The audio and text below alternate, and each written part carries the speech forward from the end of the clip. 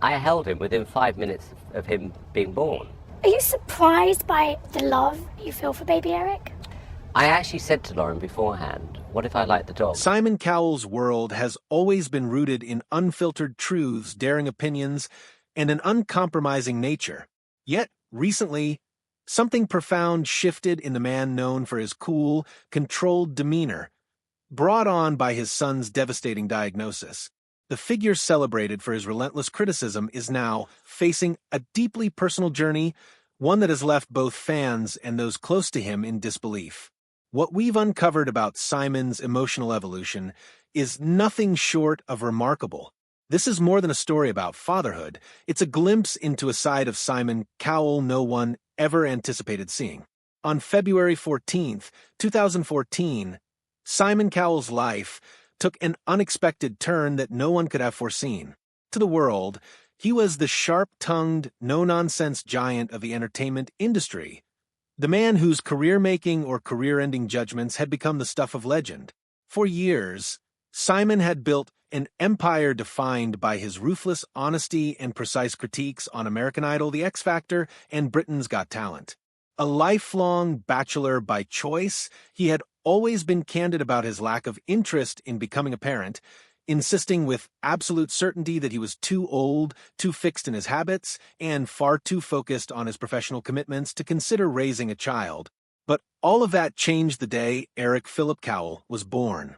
From the moment his son entered the world, Simon felt a shift so deep it redefined everything he thought he knew. The man who had lived for television schedules, record deals, and business ventures now found himself completely consumed by the thought of fatherhood. In one of the rarest and most vulnerable public admissions of his life, he described the intense love he experienced when he first saw the ultrasound scan of his unborn son. "After I lost my parents, I genuinely felt I would never feel that kind of love for anyone ever again. I thought that was it until I saw the scan of him for the first time. From that moment, I saw the scan, and I was like, that is it. I'm besotted." Eric was not simply another child born into celebrity status. He carried the name of Simon's father, a tribute that held immense meaning for him.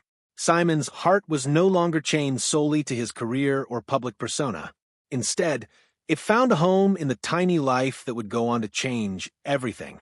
Eric became the anchor Simon never knew he needed, grounding him in ways the high-octane world of television and music could never accomplish. As Eric began to grow, Simon's instinct to protect him intensified. These weren't the fleeting worries that most parents experience. They were deeper, more unsettling. Something about Eric's development didn't feel quite aligned with the usual path. Simon, who had spent years reading people's behaviors and emotions with uncanny precision, now found himself puzzled by his own son. The first concern came when Eric's speech didn't develop like that of other children his age. By 2 years old, many toddlers were forming words and short sentences, yet Eric remained largely silent. Simon tried to reassure himself that his son might simply be a late bloomer, but the nagging thought that there might be something more at play refused to leave his mind. Alongside the speech delay, Simon noticed other differences. In bustling, noisy environments, Eric would cover his ears or become visibly unsettled. While some children might simply dislike loud spaces, this felt different, more intense.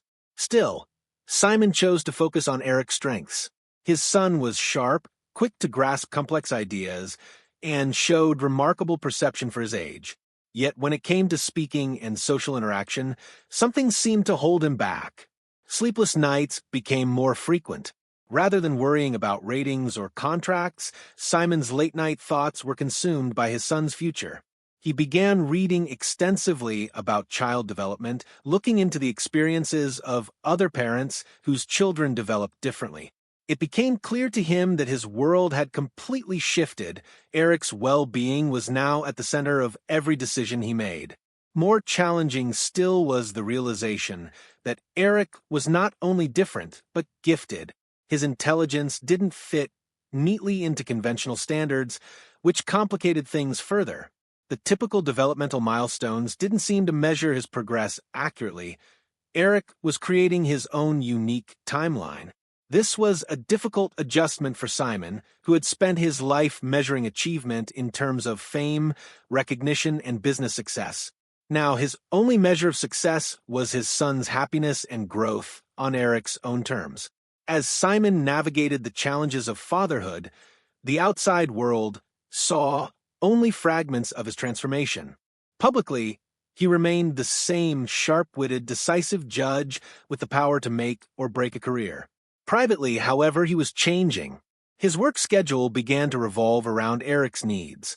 He passed up projects that required long absences, reordering his priorities in a way that surprised those around him. To business associates, it seemed like the natural adjustment of a man settling into fatherhood. In truth, it was a deliberate choice rooted in a deeper mission to be present for Eric in ways his career had never before allowed. Gradually, the media began to notice the softer edges in Simon's public persona. The once intimidating judge now seemed warmer, more emotionally connected, especially when speaking about his son. While the world celebrated these father-son moments, they didn't see the work happening behind the scenes. Simon's meetings with specialists, his research into developmental differences, and his constant drive to understand Eric's unique needs.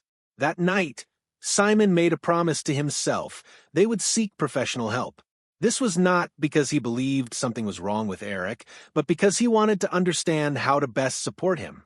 For someone used to controlling unpredictable situations in the entertainment world, this was different. This was his son's life, and he intended to do everything possible to ensure Eric could thrive, no matter the challenges ahead.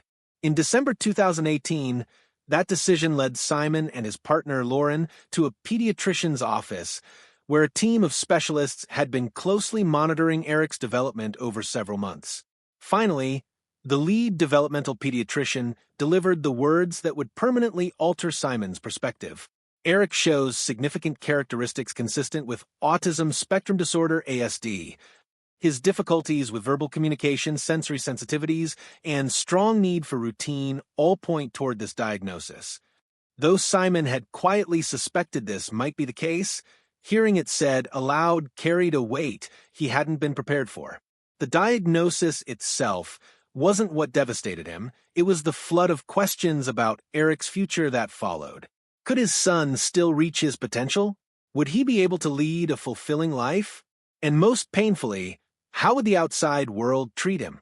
The pediatrician reassured Simon and Lauren that with the right interventions and support, Eric could flourish. Many children with autism, they explained, went on to live deeply successful and rewarding lives. For Simon, that reassurance was a comfort, but also a call to action. The evaluation didn't just outline Eric's challenges, it highlighted his strengths. His abilities in pattern recognition and visual processing were exceptional, and his memory for complex sequences was far beyond what was typical for his age. He had the capacity for remarkable focus on subjects that interested him. While his social skills and verbal communication required special attention, Simon began to see his son not as limited, but as uniquely gifted. This realization pushed Simon to rethink everything he knew about being a parent. It was no longer about ticking off standard milestones or living up to traditional expectations. It was about cherishing every moment of connection, no matter how unconventional. Eric wasn't broken, he was different. And those differences were just as valuable as any strength the world celebrated. As Simon and Lauren absorbed the reality of Eric's diagnosis, the rest of the world remained unaware of the emotional challenges they were navigating.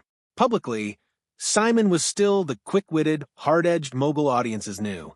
At home, however, he was a father working to make sense of a new reality, one in which every decision carried profound importance for his son's future. While Eric had made only a handful of public appearances, such as the time Simon brought him on Britain's Got Talent, these moments were carefully curated. In private, Simon was working tirelessly to create an environment where Eric could feel safe, supported, and understood.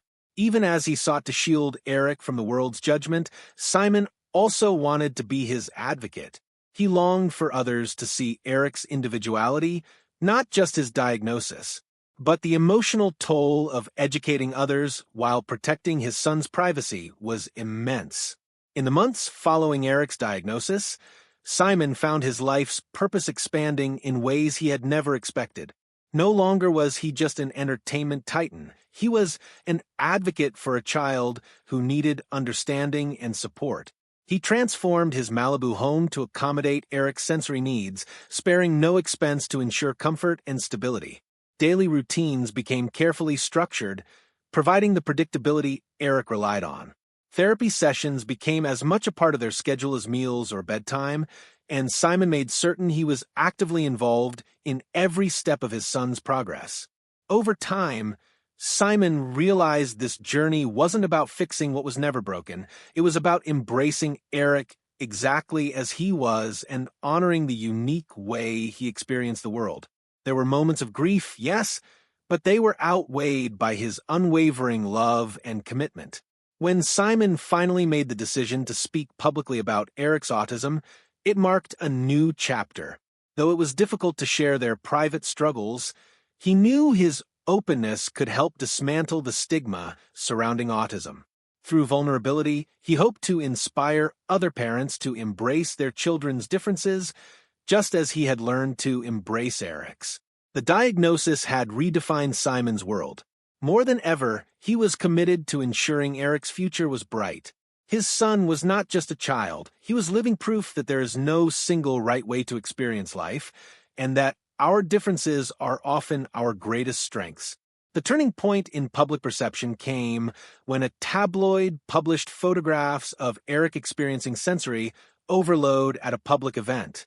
The accompanying commentary misrepresented what had actually happened, and Simon, long protective of his son, realized silence was no longer an option.